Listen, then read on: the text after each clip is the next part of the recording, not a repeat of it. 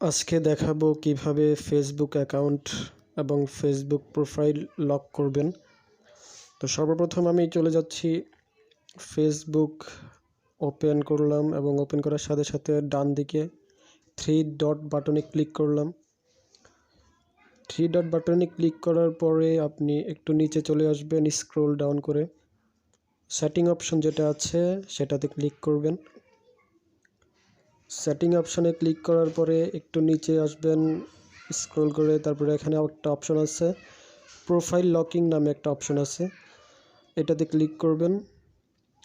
তারপর এটাই হচ্ছে আপনার মূল কাজ। এখানে নিচে আছে লক ইউর প্রোফাইল।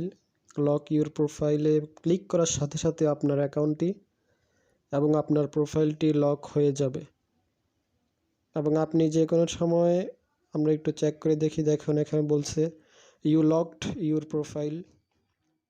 তো আপনি যদি